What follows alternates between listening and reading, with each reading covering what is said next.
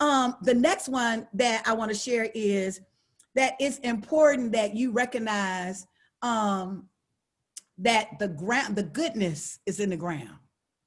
What does that mean? Goodness is in the ground. Everything that nourishes us comes out of the ground, y'all.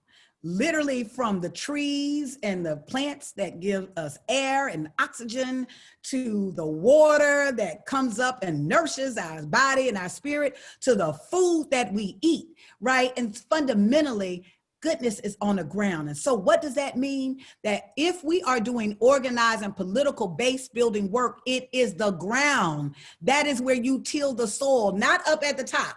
Like a lot of times we want to go to the events and talk to the elected officials and the political folks. They're great.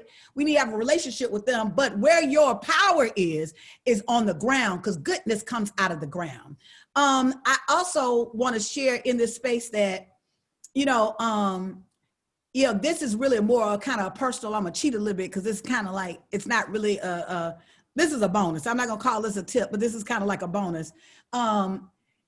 Your gift will make room for you. That part of me singing, right, is I had to recognize it took me years. I used to separate me being an organizer. I played in a band, had a girls group called Unique for a number of years. That's how I paid for college, actually, called Unique, and would always do my band music stuff. And then I would do my organizing on this side, because what I thought was I needed to separate those two worlds, right? And it was a longer story. We don't have enough time, but it was a longer story of I was in Thailand. I was in Southeastern Asia. And everywhere we went, I had been on I wouldn't sing. I got frustrated about Hurricane Katrina, decided I wasn't gonna sing anymore. I don't know why I thought that, but I did. And so, and everywhere we would go, people would walk up to me and ask me to sing. And I was like, and I got frustrated. And I was on the airplane in Thailand, in Bangkok. And I was like, what? They keep walking up. They just think all Black people can sing. She was like, obviously not, because half of us are Black and they ain't ask us that. I was like, well, okay, well, that's a point. And she said, don't you know, baby, your gift will make room for you.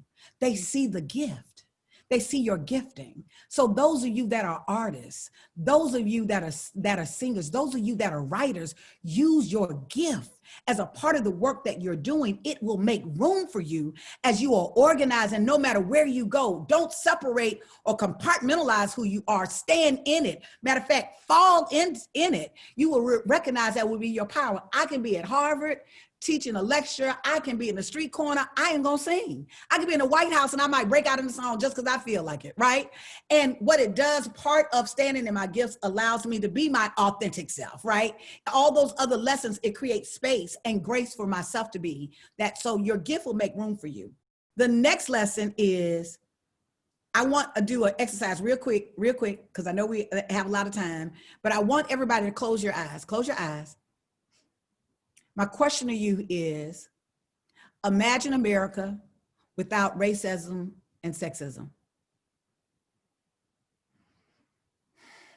Now open your eyes. I can't see you all, but how many of you all can actually see something?